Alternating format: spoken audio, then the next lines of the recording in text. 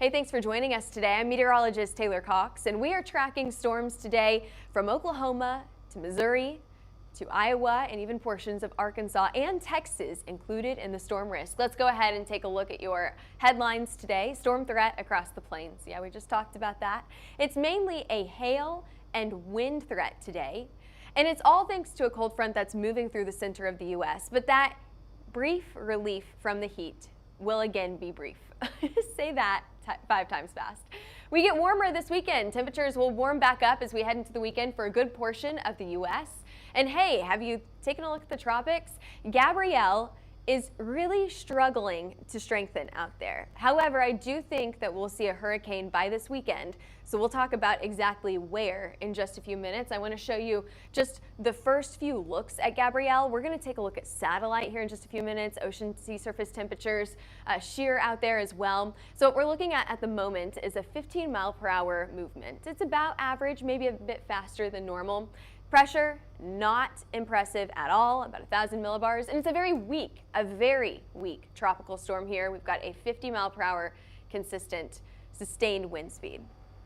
Very, very weak tropical storm. So we'll talk about the track here in just a few minutes. Before we do, hey, are you guys going to RoofCon this year? If you have not gotten your tickets yet, head over to roofcon.com/2025 Oklahoma.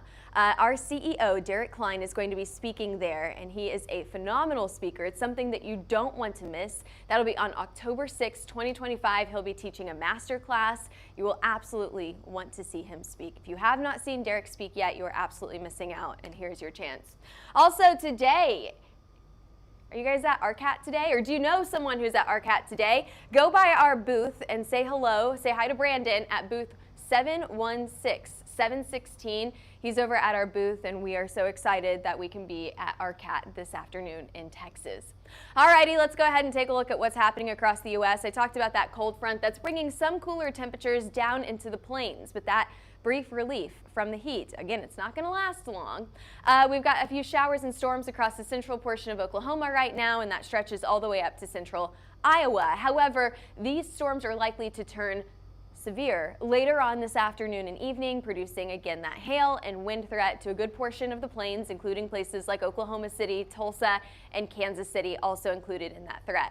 The rest of the U.S. is pretty quiet right now. Really, this is what's going on in the U.S. And then we've got one other area for strong to severe storms later on this evening, and that'll be down in the southwest. This low pressure system, this is your weather maker right here. This is also helping to kind of create a corridor of moisture through this area that's going to keep our weather active over the next few days. Let's talk about what we saw yesterday. Yesterday, we saw that hail and wind threat across the central portion of the plains. We did get that tennis ball size hail yesterday. Yes, we got 2.5-inch size hailstones down in the southeastern portion of Colorado and Texas and Oklahoma Panhandle. That's where we saw the largest hail yesterday, but we also got some hail in southern Kansas. Moving on to what you can see today. So here's a look at your significant hail model today. I think this is a favorite across the board. A lot of people like to look at this because it's easy to pinpoint where we're expecting to see the largest hail. Now today, I'm going to be honest here, it's not as impressive as yesterday. So we could still see large hail anywhere from the Texas Panhandle to the Oklahoma Panhandle, maybe a bit too warm in there. We're going to have some cold air aloft that's moving through places like Kansas City, central Missouri as well. That's going to help for these hail numbers to go up through the central portion of Missouri, And you can see that we're trying to get some of those yellows and maybe some oranges mixing in. So for your max hail size today, I put that at 2 inches, hen egg size hail possible for today. It's going to be a very isolated risk for hail today. Where are we expecting the largest hailstones? Again, I pinpointed the central portion of Missouri. So we're talking about near Kansas City and then just to the east into places like Jefferson, into places just to the north of southwestern Missouri here. So what we're talking about is we've got 2 areas for larger hail in this area. So let's go ahead, let's zoom in, let's put some cities on the board here, and let's put those risks on the board as well. So we've got that risk at a level 2 down in southeastern, Oklahoma. So Hugo, I put at a level 2 for today. We've got a cluster of storms down there that could produce some larger hail. I'm very interested to see what will happen down here. I think it's a very, very conditional risk May not happen, but it's a possibility. More promising potential for larger hailstones is going to be right in the center portion of Missouri. So we're talking just to the east of KC into places like Springfield and Jefferson. Your size potential here, I brought it up to golf ball, maybe a little bit larger than that. Hen egg size hail. Let's talk about timeline. Ooh, you can see those storms really get going later on this afternoon and into the late night hours. So right around rush hour, if you have to go through really any portion of Missouri during rush hour today, there's a good chance that you're going to get rained on. The area for most development of storms is right through the center of the state. It's going to be a little bit more isolated as you head farther down to the south into places like Texas and Oklahoma. But again, we still could get rain across the central portion of the state here in Oklahoma. It's a pretty isolated chance. It's much more promising as you go farther up to the north along I-44 and into Iowa. Moving along to your wind risk today. Now your wind risk, I've changed that from the hail risk. I put KC in that level 2 risk for high wind speeds. I think that's absolutely possible. Springfield as well, Des Moines also in that level 2 risk for strong to severe storms that could produce 50, 60, maybe even 65, 70 mile per hour wind gusts today. We've also got another risk for high wind off the southwestern portion of the U.S. So we're talking about California and Nevada and Arizona there. Very, very low risk for tornadoes today. If we see anything, it will be very, very brief, but I think it's pretty unlikely to see a tornado risk today. All right, let's get into your timeline for Oklahoma. After that, we'll move up to Missouri. Again, while some people could get showers, it's going to be very isolated for anything severe today. Not everyone getting that severe thunderstorm warning. What we're watching for is between about 3 to 10 o'clock this afternoon and into the evening hours. We're going to see a line of storms form right along I-40 and up the Turner Turnpike here. What we're watching for there is some strong wind speeds, maybe 60, 65 miles an hour, and smaller hailstones. Again, I put this entire area across Oklahoma in the smaller hail range. Where is that larger hail at? You're going to have to go up to the north and you're going to have to go back into Missouri. We'll talk about that in just a few minutes, but I do want to highlight that we're going to have 2 rounds of storms here. One this afternoon and evening, not everyone getting rain. A better chance for more widespread scattered showers and storms overnight tonight and into early tomorrow morning. So this could impact your morning commute on Friday morning. It could slow you down a little bit. Also, it's very nice. I love these types of morning showers because I go outside to water the plants and I don't need to. The weather is taking care of that.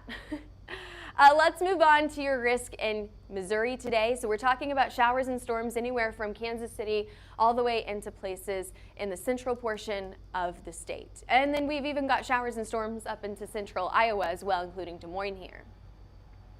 As we head into the late afternoon, early evening hours, what we're watching for is widespread scattered showers and storms. You're probably going to get rain if you're in Missouri or Iowa today.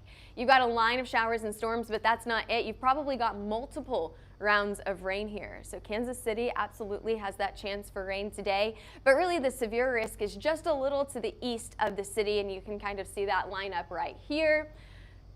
And those colors highlighted there in red and purple trying to sneak through there as well. This is where, especially down to the south here, is where I think that we could see some of the largest hailstones in between I-70 and I-44. Any questions about Kansas City? You know, one thing that we saw just a few days ago on Monday evening is that Kansas City was not even in the risk. However, we did get larger than quarter-sized hail down in the southwestern side of the city. So there's still a chance that KC could get severe storms today. It's just a pretty low chance, but it could still happen. We've already seen that this week. Alrighty, moving on as you head into the early morning hours on Friday, you've got a wet commute in St. Louis. Let's talk about your flood outlook. We've got a pretty good chance for isolated flooding all through the plains and the Mississippi Valley, or excuse me, the Missouri Valley. Head farther out to the south and west and you've got scattered flooding risks all the way through the end of the work week. Alrighty, let's talk about your risks for tomorrow. I don't think that we have anything for tomorrow, so we'll really focus on the tropics tomorrow. Speaking of, I want to take you out to the Pacific first, and then we'll talk about the Atlantic. We have a tropical storm in the Atlantic, Gabrielle. It's our 7th, 8th named storm this year? We'll talk about that here in just a few minutes. We've got an 80% chance for tropical cyclone formation just off the coast of Mexico over the next 48 hours, so we may have that next named storm in the Pacific. But as we move into the Atlantic, one of the most interesting things about this storm is that it's finally starting to get its act together. It's finally starting to organize, a lot more impressive than what it was 24 hours ago. You can see that spin out in the central portion of the Atlantic, but what you can also see is the lack of cloud cover here. What does that mean? That means that we have some dry air that's trying to wrap around into this storm, and that's going to prevent it from strengthening over the next few days. You can see, again, you see those areas highlighted there in blue, clear skies, dry air. That's not good for hurricane development.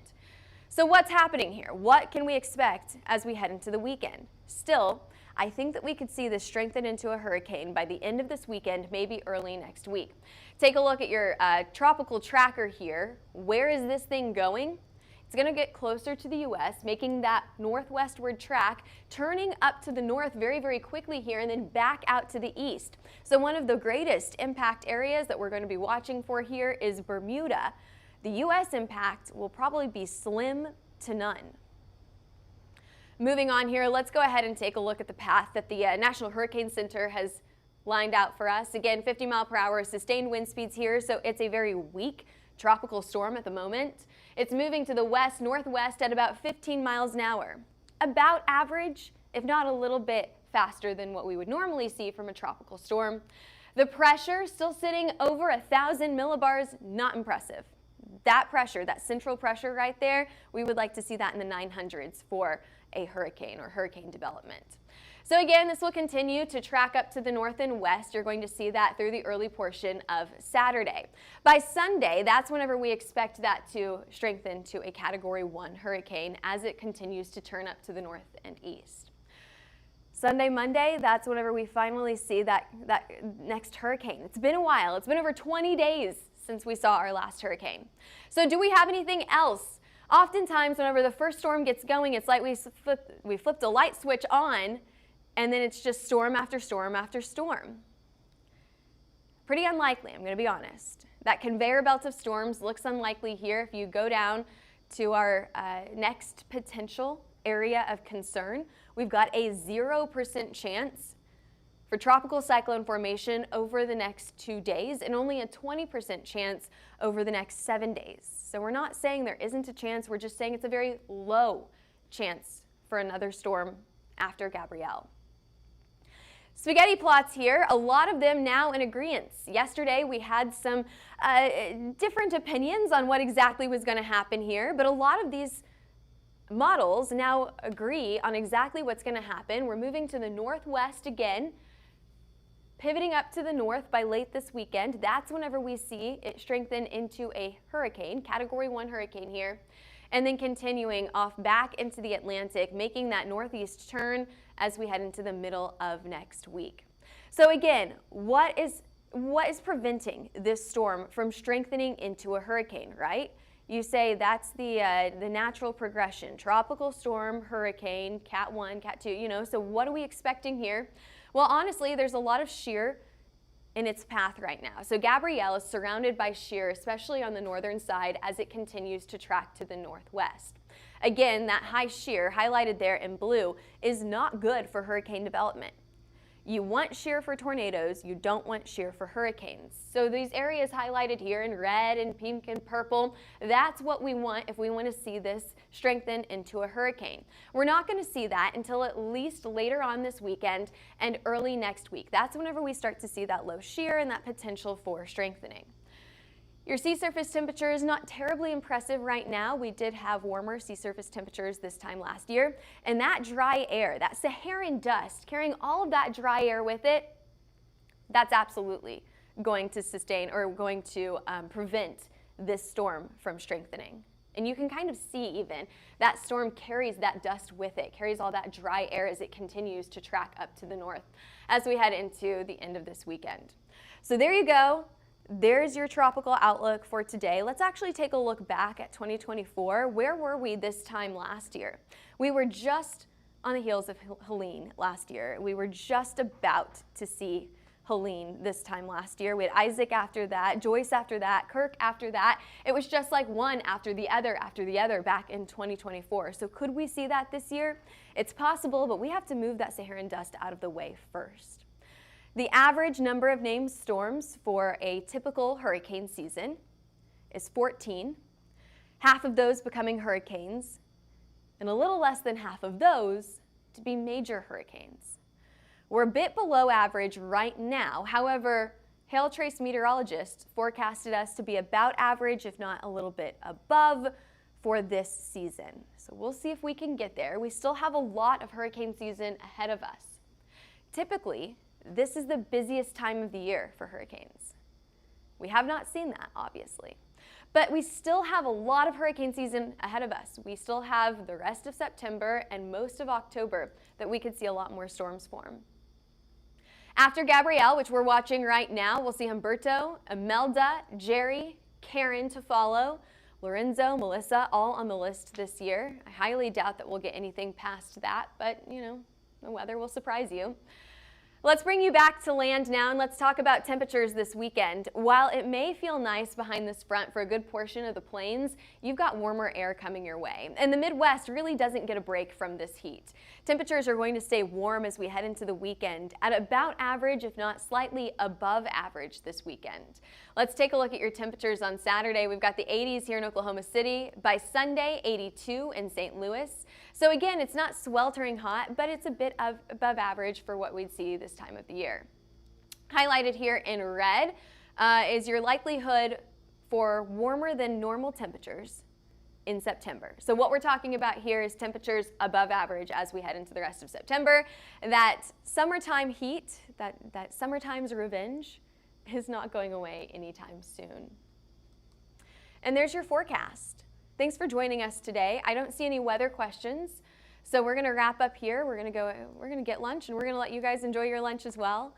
I'm meteorologist Taylor Cox. Follow us on all of our social media platforms, even while the weather is quiet. We post old hurricane chasing videos. We post old tornado chasing videos. We have a lot of fun still on our social media, even if the weather is quiet. So follow us on Twitter, Facebook, Instagram, YouTube, and TikTok, and give us a call if you're interested in a hail, wind, or tornado map. Any storm that produces over quarter-size hail across the entire country, we have that mapped on our website, HailTrace.com, or give us a call at 855-334-4245, or email us at info@HailTrace.com for a subscription.